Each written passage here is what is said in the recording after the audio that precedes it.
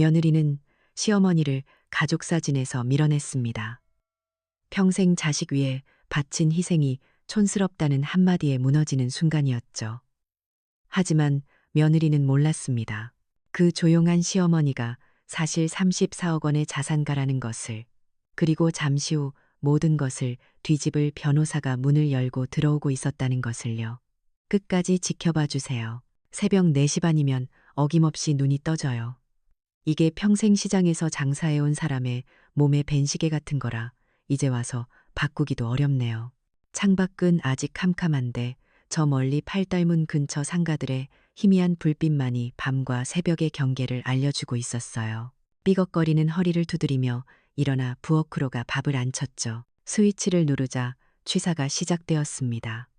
하는 기계 소리가 유난히 크게 울리는 그런 조용한 집이에요. 남편이 저 세상으로 가고 하나뿐인 아들 진우가 결혼해서 분가한 뒤로는 쭉 이랬어요. 그래도 오늘은 마음이 좀 달랐네요. 밥솥에서 김이 오르는 걸 보는데 괜히 마음이 설레고 그랬거든요. 내일이 바로 내 첫 손주, 우리 강준이의 첫돌 아니겠어요. 제 작은 채소 가게는 수원 팔달문 시장에서도 가장 구석진 골목에 있어요. 그래도 수십 년 단골들이 알아서 찾아와 주니 먹고 사는 데는 지장이 없었죠. 가게 문을 열고 좌판에 푸릇푸릇한 채소들을 진열하고 있으면 옆집 생선가게 김 사장이 을에 인사를 건네요. 순옥이 누님, 오늘 물건 좋네 하고 소리치면 저도 김 사장님도 오늘 장사 잘하셔요 하고 웃으며 받아주죠. 이런 게 사람 사는 정 아니겠어요. 시장 사람들은 다들 가족 같아요. 서로의 힘든 사정, 기쁜 일을 제 일처럼 나누거든요. 제가 허리가 아프다고 끙끙대면 약이라도 사다 주고 제가 손주돌이라고 자랑하면 자기 손주인 양 기뻐해줘요. 이런 소박한 행복이 제 삶을 버티게 하는 힘이었죠. 하지만 몸은 예전 같지 않아요. 젊었을 땐 지게도 번쩍 들었는데 이제는 무거운 배추 한 상자 나르는 것도 숨이 차요. 의사는 쉬어야 한다고 이 나이까지 시장이라는 건 무리라고 했지만 손을 놓으면 뭘 하겠어요. 평생을 이렇게 살아왔는데 그래도 시장 일을 마치고 집에 돌아오면 저를 기다리는 아주 중요한 일이 있었어요. 바로 우리 강준이 돌잔치 때 입힐 한복을 만드는 일이었죠. 삐걱거리는 낡은 재봉틀. 이건 시집 올 때 친정어머니가 해주신 혼수품이에요. 이걸로 우리 진우 베넷저고리도 만들고 기저귀도 만들고 학교 갈 때 입을 옷도 만들어 입혔죠. 남편이 갑자기 사고로 세상을 떠나고 막막했을 때 밤새 이 재봉틀을 돌려 남의 옷수선이며 바느질 일감으로 진우를 키워냈어요. 제 한이 서린 물건이기도 하고 제 삶의 증인이기도 한 셈이에요. 그 재봉틀을 다시 꺼내 먼지를 닦고 기름칠을 해서 우리 강준이의 첫 한복을 짓기 시작했어요. 하얀 명주를 끊어다 연분홍색으로 곱게 물을 들이고 작은 손으로 한 땀 한 땀 정성껏 바느질을 했죠. 밤늦도록 재봉틀이 덜컹거리는 소리가 온 집안에 울렸어요. 허리는 끊어질 듯 아프고 눈은 침침했지만 이 한복을 입고 아장아장 걸을 손주를 생각하면 조금도 힘들지 않았어요. 마지막으로 저고리 깃이랑 소매 끝동에 금박을 새겨 넣는 작업이 남았죠. 풀을 쑤어 조심조심 금박을 찍어내는데 그 영롱한 빛깔이 꼭 제 손주 앞날 같아서 마음이 벅차오르더군요. 그렇게 며칠 밤낮을 꼬박 세워 한복을 만들고 있는데 아들한테서 전화가 왔어요. 어머니, 강준이 돌잔치 장소 모바일 초대장 보내드렸는데 확인하셨어요? 하는데 제 낡은 스마트폰으로는 그게 뭔지 어떻게 열어봐야 하는지 알 수가 없었어요. 화면을 아무리 눌러봐도 이상한 글자만 뜨고 한참을 쩔쩔매다가 결국 며느리 유라한테 전화해서 물어봤죠. 수화기 너머로 유라가 깊은 한숨을 쉬는 소리가 들렸어요. 어머님, 그냥 주소 문자로 다시 보내드릴게요. 그 목소리에 담긴 짜증과 답답함이 제 가슴에 비수처럼 와서 꽂히는 것 같았어요. 내가 정말 이렇게 시대에 뒤떨어진 쓸모없는 늙은이가 되었나 싶어서요. 며칠 뒤 저는 정성껏 만든 밑반찬 몇 가지를 들고 아들네 집으로 향했어요. 저희 집이 있는 팔달구의 낡고 정겨운 골목을 벗어나 버스를 타고 한참을 달리니 눈앞에 별천지가 펼쳐지더군요.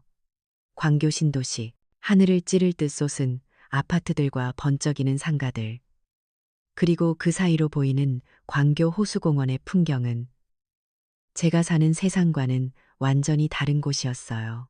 진운의 아파트는 그 중에서도 가장 높아 보이는 건물이었죠. 로비에 들어서는 순간부터 괜히 주눅이 들었어요. 너무 조용하고 너무 깨끗해서 제 낡은 구두가 바닥을 더럽히는 것만 같았거든요. 어머니 오셨어요. 유라가 현관문을 열어주며 반겼지만 그 표정에는 기쁜 기색이 조금도 없었어요. 제가 싸들고 간 반찬통을 식탁 위에 올려놓자 유라는 거들떠보지도 않고 냉장고에서 생수를 꺼내 마시기만 했죠. 요즘은 다들 유기농 마켓에서 주문해 먹어요. 어머님, 조미료 들어간 음식은 강준이한테도 안 좋고요. 그 말에 제 두 손이 무안해졌어요. 평생 자식 입에 들어가는 음식에 조미료 한 번 써본 적이 없는데 유라는 잠시 저를 위아래로 훑어보더니 거실 창밖을 가리키며 말했어요. 어머님, 저기 저 집은 아버님이 대학 교수님이시고 저 앞동은 할아버님이 이 동네 건물주래요. 저희 아파트 이웃들은 다들 그러세요. 진우 씨 체면도 있고 하니 내일 잔치 오실 땐 좀 신경 써서 입고 오세요. 그건 걱정이 아니라 노골적인 경고였어요. 당신의 초라한 행색이 우리 부부의 체면을 깎아먹으니 알아서 처신하라는. 저는 아무 말도 할 수 없었어요. 그저 고개를 주걱거릴 뿐. 제 아들 진우는 그때까지 소파에 누워 텔레비전만 보고 있었죠. 제가 온 걸 모를 리가 없는데도 제가 집을 나서려고 현관으로 향하자 그제야 진우가 일어났어요. 어머니, 벌써 가시게요? 조심히 들어가세요. 그뿐이었죠. 아내와 어머니 사이에서 제 아들은 아주 오래전부터 제 편이 되어주기를 포기한 것 같았어요. 그리고 돌잔치 바로 전날 밤이었어요. 저는 드디어 완성된 한복을 곱게 싸들고 다시 아들 네 집을 찾았어요. 마지막으로 강준이 몸에 잘 맞는지 입혀보고 싶었거든요. 설레는 마음으로 한복을 펼쳐 보이는데 유라의 표정은 차갑기만 했어요. 한참을 말없이 한복을 쳐다보던 유라가 입을 열었죠. 어머님, 정말 이걸 입히실 생각이세요? 그 목소리는 얼음장 같았어요. 이런 색감, 이런 디자인, 너무 촌스러워요. 내일 전문 사진작가가 와서 스냅 사진 찍기로 했는데 사진에 이런 옷 입고 나오면 어떡해요? 강준이 인생에 한 번뿐인 첫 생일인데 저는 할 말을 잃고 그 자리에 서 있었어요. 제 밤낮의 정성과 사랑이 촌스럽다는 한마디에 전부 부정당하는 기분이었죠. 옆에 서 있던 진우가 어색하게 웃으며 제 팔을 잡았어요. 하하, 어머니. 유라가 요즘 강준이 돌잔치 준비하느라 스트레스가 많아서 그래요. 너무 예민하게 굴잖아, 여보. 하지만 그건 저를 위로하는 말이 아니었어요. 그저 이 불편한 상황을 빨리 무마하고 싶은 비겁한 변명이었죠. 저는 서운함이 목까지 차올랐지만 애써 웃어 보였어요. 아니다. 내가 괜한 걸 만들어 왔나 보구나. 그렇게 말하며 한복을 다시 보자기에 싸는데 손끝이 파르르 떨리는 건 어쩔 수가 없었어요. 집으로 돌아오는 버스 창밖으로 화려한 도시의 불빛들이 번져갔지만 제 눈에는 그저 모든 것이 흐릿하게만 보였어요. 마음 한구석에서부터 불안감이 스멀스멀 피어오르기 시작했죠. 내일 돌잔치 정말 괜찮을까? 그렇게 뜬 눈으로 밤을 새우고 나니 온몸이 솜처럼 무겁게 가라앉는 것 같았어요. 어제 며느리가 뱉어낸 촌스럽다는 말이 밤새도록 귓가에서 메아리 쳤거든요. 정성껏 만든 한복을 쌓아온 보자기를 물끄러미 바라보는데 이게 내 손주를 위한 선물이 아니라 아들 내외에게 주는 또 하나의 짐이 된 것만 같아 가슴이 아렸어요. 그래도 어쩌겠어요. 하나뿐인 손주의 첫 생일인데. 저는 억지로 몸을 일으켜 찬물로 세수를 하고 어젯밤의 서운함도 함께 씻어내려 애썼어요. 돌잔치가 며칠 앞으로 다가온 어느 날이었어요. 진우에게서 전화가 걸려왔죠. 어머니, 식사는 하셨어요? 하고 묻는 목소리가 평소보다 더 조심스러웠어요. 무슨 일이 있구나 직감했죠. 아니나 다를까 한참을 뜸들이던 아들이 본론을 꺼내더군요. 돌잔치를 수원에서 제일 좋은 호텔이라는 코트야드 메리어트에서 하기로 했는데 비용이 만만치 않다는 거였어요. 유라가 그러는데 제 회사 동료들도 다 오고 하니까 너무 초라하게 할 수는 없다고 하네요. 그 말끝을 흐리는 소리에 담긴 뜻을 제가 왜 모르겠어요. 결국 돈 이야기였죠. 아들 체면 세워주는 일인데 부모로서 외면할 수가 있나요? 알았다. 얼마나 필요하냐. 제 말에 진우는 안도의 한숨을 내쉬는 것 같았어요. 다음 날 저는 아침 일찍부터 서둘러 집을 나섰어요. 평생 거래해 온 동네 농협으로 향했죠. 시장 골목 어귀에 있는 작은 은행이라 늘 동네 사람들로 북적이는 곳이에요. 번호표를 뽑고 한참을 기다려 창구에 앉았어요. 통장을 내밀며 이거 좀 깨주세요 하고 말하는데 목소리가 저도 모르게 기어 들어갔네요. 시장에서 채소를 팔아 푼푼히 모으고 굳은 일마다 않고 일해서 한 푼 두 푼 쌓아 올린 제 평생의 적금이었거든요. 이걸로 나중에 진훈의 작은 가게라도 하나 차려줄까? 아니면 더 늙어서 병원 신세지게 될 때를 대비할까? 이런저런 생각을 하며 들여다보던 통장이었는데 직원분이 몇 번이나 정말 해지하시겠어요? 이율이 높아서 아까운데요. 하고 물었지만 저는 그저 고개만 끄덕였어요. 그렇게 두툼한 현금 뭉치를 받아드는데 그 무게가 어찌나 무겁게 느껴지던지 약속 장소인 호텔 로비에서 유라를 만났어요. 돈을 건네주자 유라는 봉투를 열어 금액을 확인하더니 그제야 희미하게 미소를 짓더군요. 그리고는 마치 당연하다는 듯이 제게 말했어요. 어머님, 이왕 이렇게 된 거 그냥 어머님 통장이랑 도장 저한테 맡기시면 안 돼요? 제가 인터넷 뱅킹으로 쉽게 관리해 드릴게요. 연세도 있으신데 일일이 은행 다니시려면 번거롭잖아요. 어머님 노후는 저희가 책임져야죠. 그 말이 참 이상하게 들렸어요. 저를 위하는 말 같은데 왜 이렇게 가슴이 서늘해지는 건지.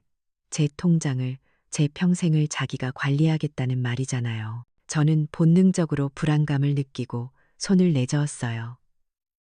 아니다. 아직은 내가 할 수 있어. 내 것은 내가 관리해야지. 제 단호한 대답에 유라의 얼굴에서 미소가 싹 가셨어요.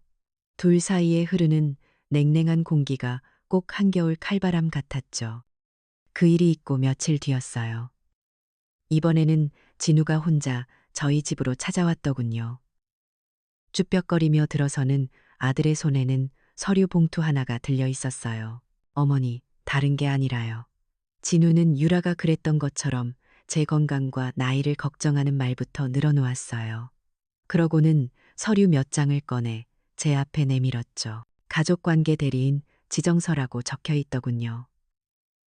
어머니 연세에 혼자 은행일이나 관공서일 보시기 힘들잖아요. 유라를 대리인으로 등록해 놓으면 저희가 대신 처리해 드릴 수 있어서 편할 것 같아서요. 아들의 설명은 참 그럴듯했어요.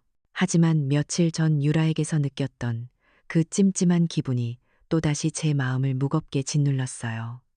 내 모든 권한을 며느리에게 넘겨주라는 소리잖아요. 저는 애써 웃으며 서류를 옆으로 밀어놓았어요.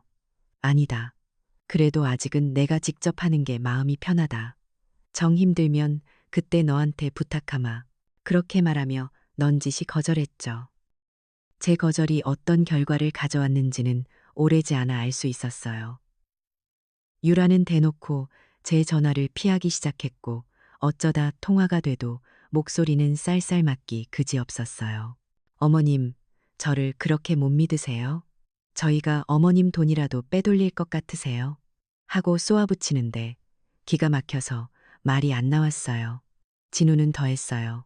아예 제게 실망했다는 듯 원망이 가득 담긴 눈으로 저를 쳐다보더군요. 제가 그 애틋한 아들의 눈빛에 얼마나 약한지 알면서 그러는 것 같아 더 서운했죠. 저는 제 당연한 권리를 지키려고 했을 뿐인데 어느새 가족을 믿지 못하는 고집센 늙은이가 되어 있었어요. 가장 서러웠던 건 제가 완전히 그들의 세상 밖으로 밀려났다는 걸 깨달았을 때였어요. 돌잔치 준비가 어떻게 되어가는지 궁금해서 진우에게 전화를 걸면 늘 그거요? 유라가 다 알아서 하고 있어요.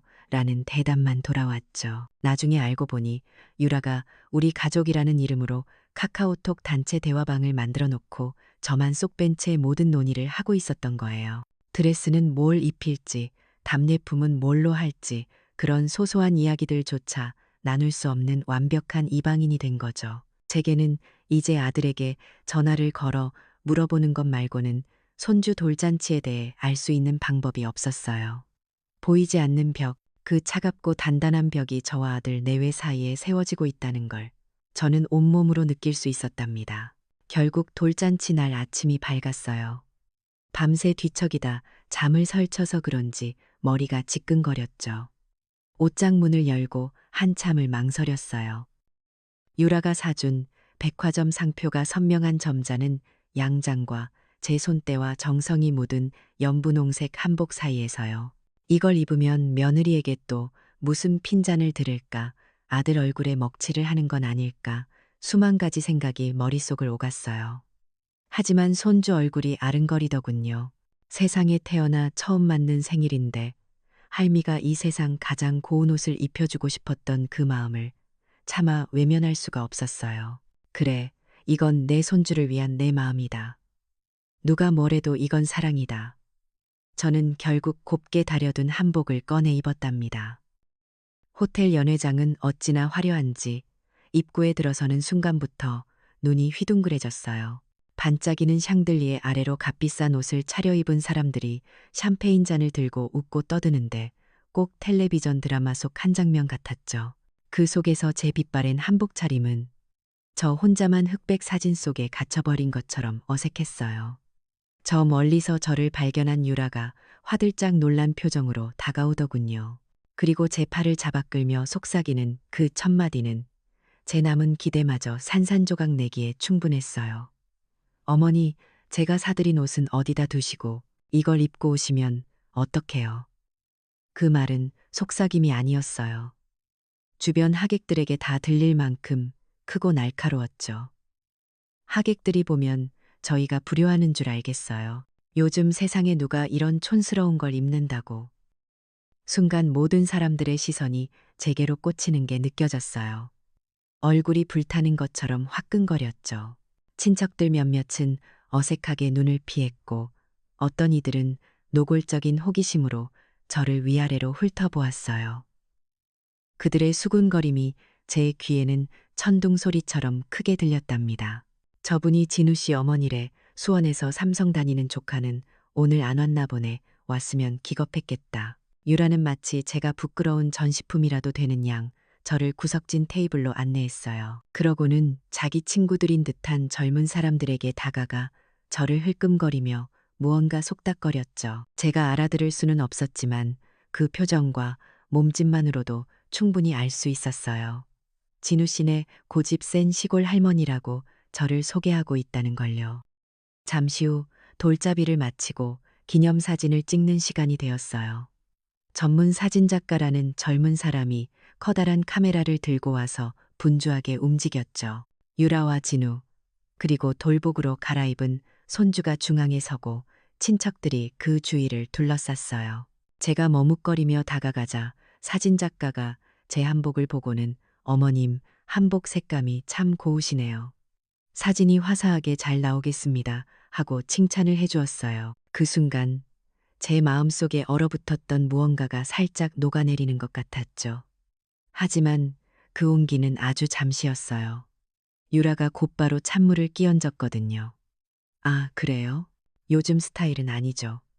그 한마디에 사진작가는 어색하게 입을 다물었고 화기애애했던 분위기는 순식간에 싸늘하게 식어버렸어요. 그 모습을 지켜보던 한 젊은 하객이 아마 유라의 친구였을 거예요.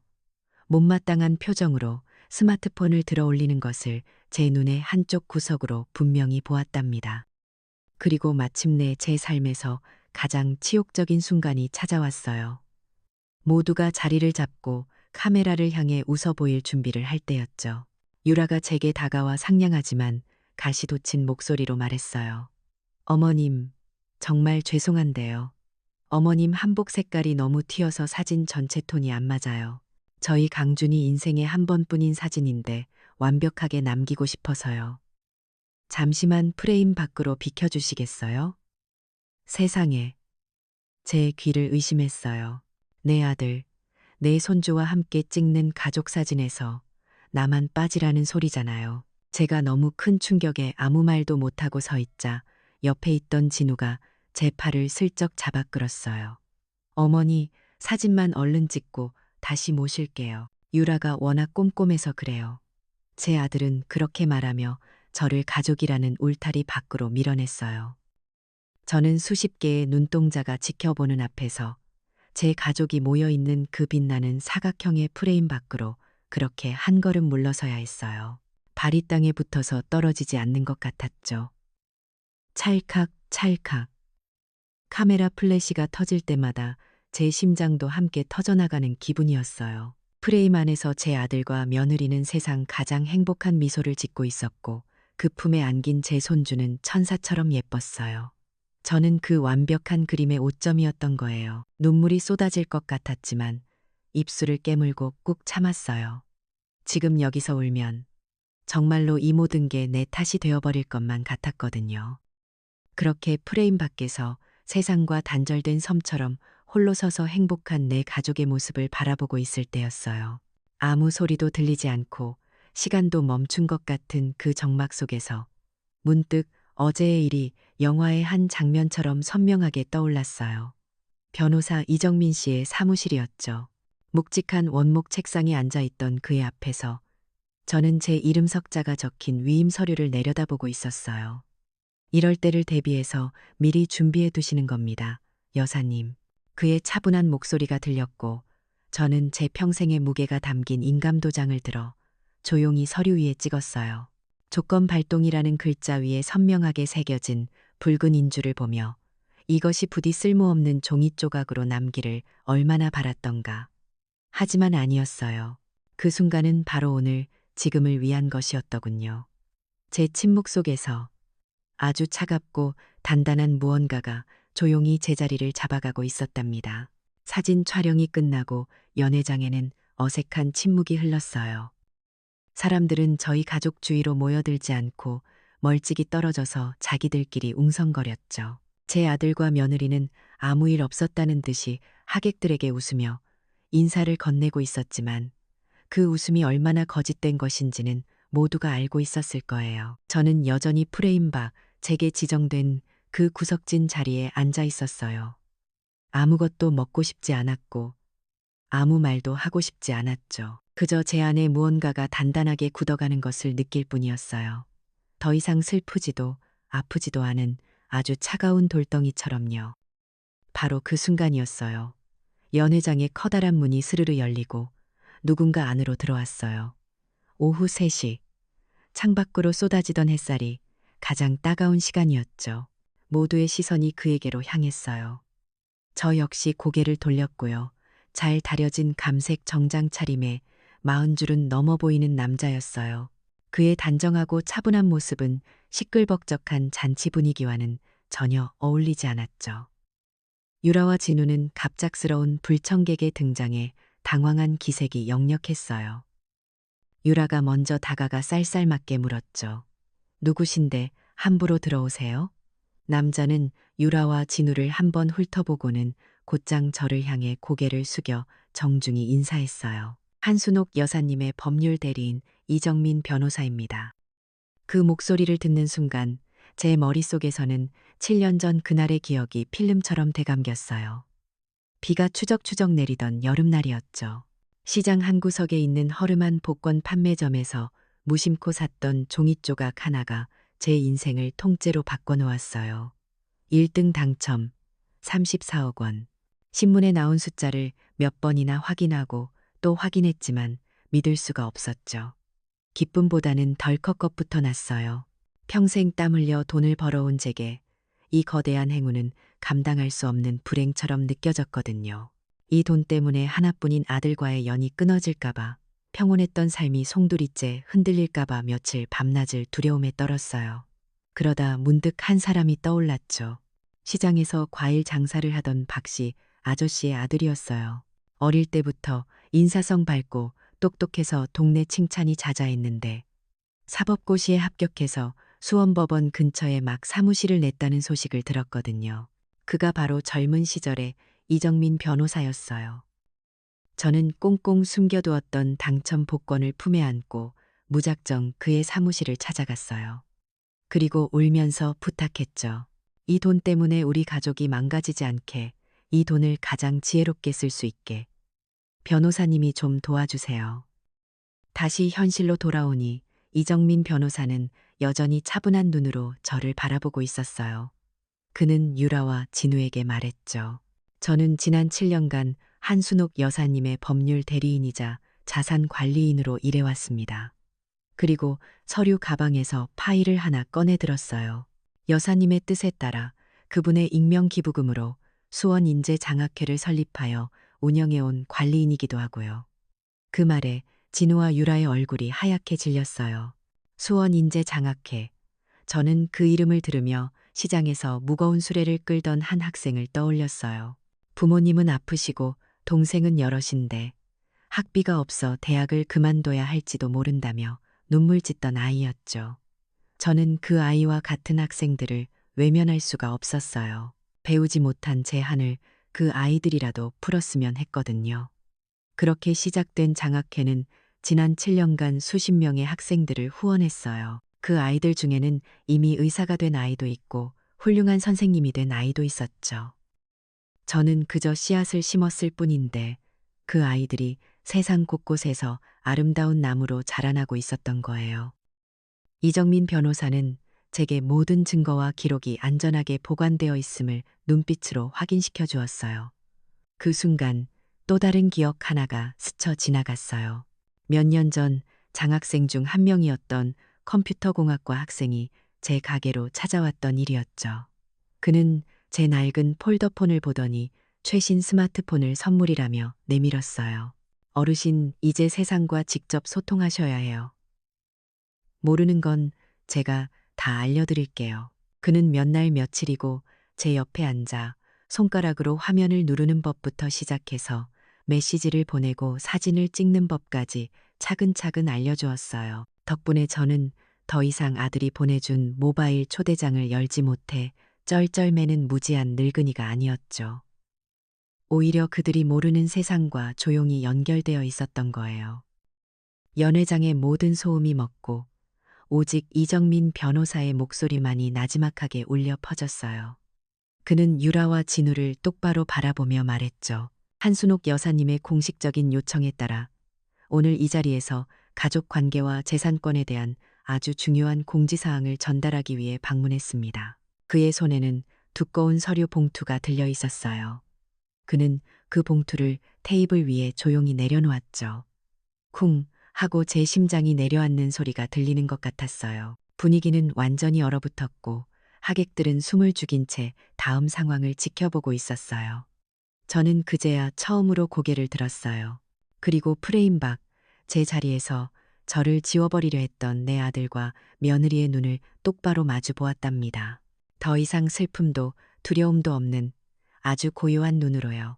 이정민 변호사가 테이블 위에 서류 봉투를 내려놓는 그 순간 시끄럽던 연회장의 모든 소음이 거짓말처럼 멎었어요. 하객들은 모두 숨을 죽인 채 이 예기치 않은 연극의 다음 장면을 기다리고 있었죠. 제 아들 진우와 며느리 유라는 창백하게 굳은 얼굴로 변호사와 저를 번갈아 쳐다볼 뿐이었어요. 저는 조용히 허리를 펴고 앉아 그들의 눈을 피하지 않았어요. 수십 년 만에 처음으로 저는 제 아들 앞에서 조금도 작아지지 않았답니다. 이정민 변호사는 봉투를 열지 않은 채 먼저 입을 열었어요.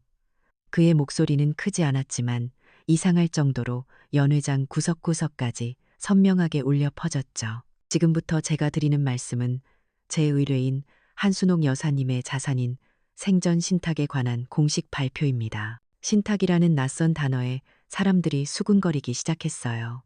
유라의 얼굴에는 대체 무슨 헛소리냐는 듯한 경멸의 빛이 스쳤죠. 변호사는 아랑곳하지 않고 말을 이었어요. 한순옥 여사님께서 7년 전 설립하신 본 신탁의 현재 평가 가치는 총 34억 원입니다. 34억. 그 숫자가 공기 중에 울려 퍼지는 순간 저는 보았어요. 유라의 눈이 제 평생 본 적 없을 만큼 커다래지는 것을. 진우는 입을 살짝 벌린 채 마치 숨쉬는 법을 잊어버린 사람처럼 보였죠. 연회장 곳곳에서 터져나오는 경악의 탄성들. 뭐라고? 저 할머니가? 말도 안 돼. 평생 시장 좌판에서 채소를 팔던 낡은 다세대 주택에 사는 아들에게 용돈이나 받았을 거라고 생각했던 시어머니가 수십억 자산가라는 사실을 그들은 도저히 믿을 수 없었을 거예요. 유라가 정신을 차린 듯 날카롭게 소리쳤어요. 지금 여기서 사기를 치시는 거예요? 우리 어머님은 그럴 돈 없어요. 그 말이 끝나기 무섭게 이정민 변호사는 서류철을 펼쳐들었어요. 그의 목소리는 이제 한치의 감정도 없이 서늘했죠. 신탁계약서 제11조 사망 일명 도덕조항을 낭독하겠습니다. 그는 잠시 말을 멈추고는 연회장에 있는 모든 사람이 들을 수 있도록 또박또박 읽어내려갔어요. 설립자 한순옥 여사의 정신적, 신체적 존엄을 훼손하는 모든 행위가 발생할 시 수혜자 한진우 및 그 배우자 최유라의 모든 권리는 즉시 정지 및 박탈될 수 있다.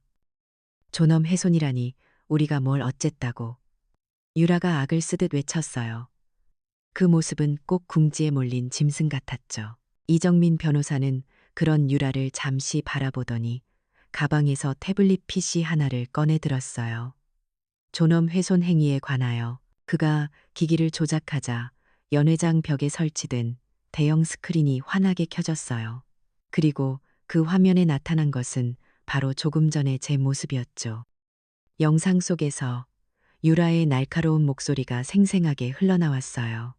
어머님, 제가 사드린 옷은 어디다 두시고 이런 촌스러운 걸 입고 오시면 어떡해요. 곧이어 제가 가족사진 프레임 밖으로 밀려나는 장면이 고스란히 상영되었어요. 수모를 당하는 제 얼굴과 행복하게 웃고 있는 아들 내외의 모습이 극명하게 대비되었죠. 모든 하객들이 입을 다물지 못했어요. 자신들의 눈앞에서 벌어졌던 일이 이렇게 명백한 증거가 되어 다시 눈앞에 펼쳐지리라고는 상상도 못했을 테니까요. 영상을 촬영했던 그 젊은 하객은 조용히 고개를 끄덕이고 있었어요. 화면이 꺼지자 연 회장은 찬물을 끼얹은 듯 조용해졌어요. 이제 모든 시선은 경악과 경멸의 빛을 담고 유라와 진우에게로 향해 있었죠. 이정민 변호사는 그들에게 마지막 심판을 내리듯 다시 입을 열었어요. 그는 먼저 유라를 향해 말했죠. 최유라 씨, 최근 임대 계약을 문의하셨던 광교 카페거리에 위치한 더 헤리티지 상가 건물은 본 신탁이 집의 지분을 소유하고 있는 자산입니다. 신탁의 조건을 위배한 현 시점에서 최유라 씨와의 임대 계약은 당연히 불가능합니다. 유라의 얼굴이 무너져 내렸어요. 그녀가 밤낮으로 꿈꾸던 엄마와 아기 스튜디오의 꿈이 공중으로 날아가는 순간이었죠. 그리고 변호사는 제 아들 진우와 유라를 함께 바라보며 마지막 결정타를 날렸어요. 그리고 두 분이 현재 거주 중인 광교의 아파트 역시 본 신탁 자산으로 매입한 부동산입니다. 따라서 법적 소유주는 한순옥 여사님이십니다. 그 말에 유라는 결국 다리에 힘이 풀린 듯 휘청거리다 자리에 주저앉고 말았어요.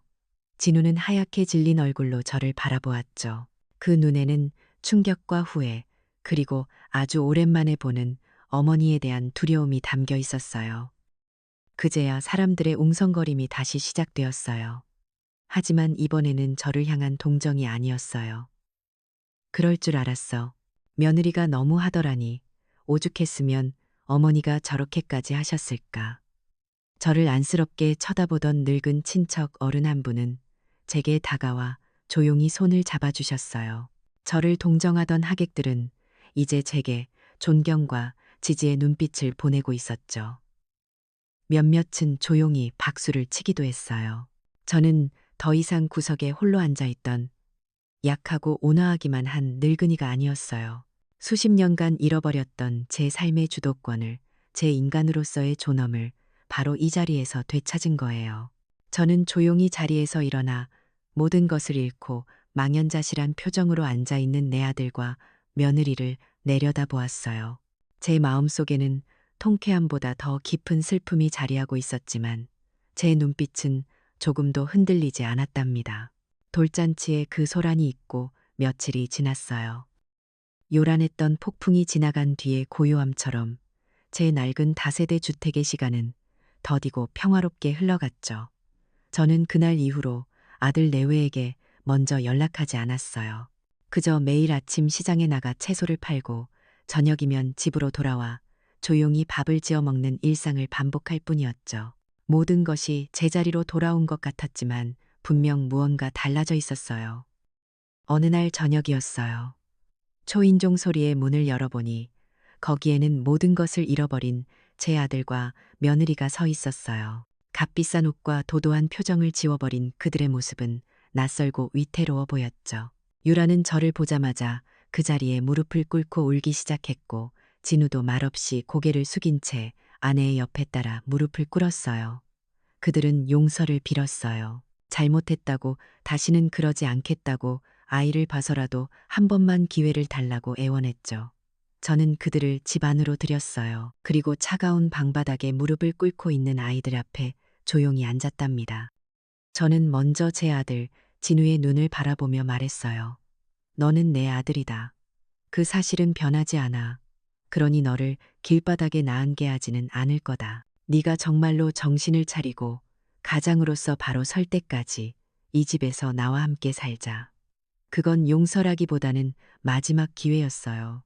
화려한 아파트와 아내의 등살에 가려있고 살았던 이 낡고 초라한 집에서 아들로서, 남편으로서, 아버지로서의 책임이 무엇인지 다시 생각해보라는 뜻이었죠.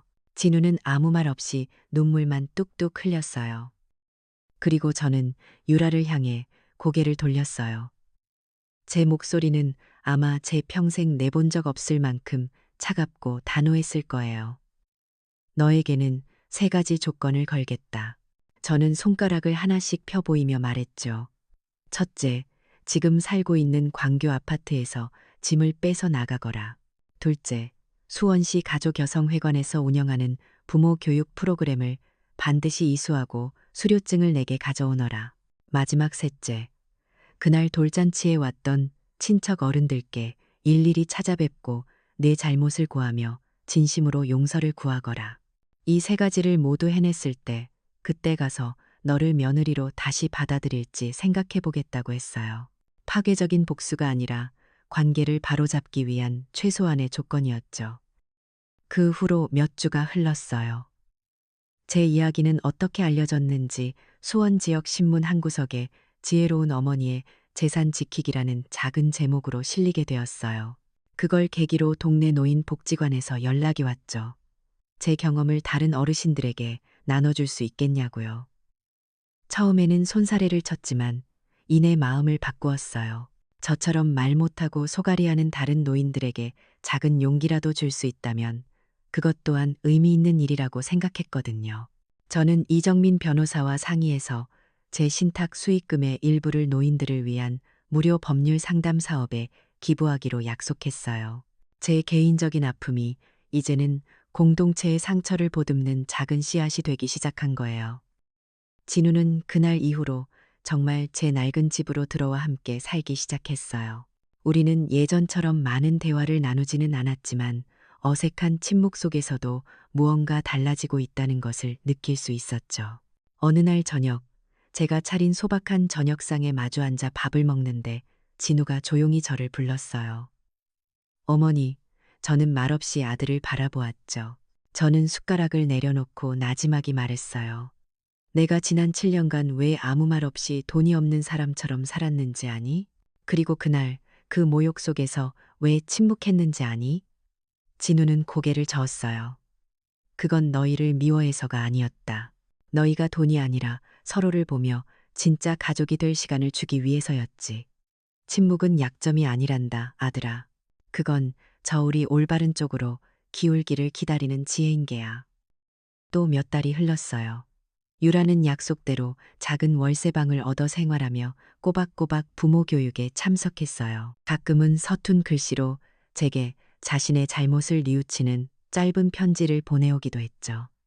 완벽하게 행복한 결말이라고 할 수는 없을 거예요. 깨진 거울이 다시 붙을 수는 없듯이 한번 무너진 신뢰가 예전으로 돌아가기는 어렵겠죠. 하지만 중요한 건 우리는 모두 다시 시작할 기회를 얻었다는 거예요. 존중이라는 것을 처음부터 다시 배워나갈 기회를요. 어느 날 오후 저는 시장 가게에 앉아 장학생 아이가 선물해준 태블릿 PC로 장학재단 서류를 들여다보고 있었어요. 해외로 유학 간 한 아이에게서 영상 통화가 걸려왔죠. 환하게 웃는 아이의 얼굴을 보며 저도 모르게 미소가 지어졌어요. 제 진짜 가족은 어쩌면 이렇게 예상치 못한 곳에서 더 단단하고 따뜻하게 자라나고 있는지도 모르겠네요. 가장 큰 힘은 요란하게 소리치지 않아요. 진짜 지혜는 가장 깊은 침묵 속에서 조용히 때를 기다리죠. 한순옥 할머니의 삶이 그것을 보여주었어요. 침묵은 나약함이 아니라 모든 것을 제자리로 돌려놓는 가장 단단하고 무서운 무기라는 것을요. 진정한 승리는 그렇게 오는 거였어요.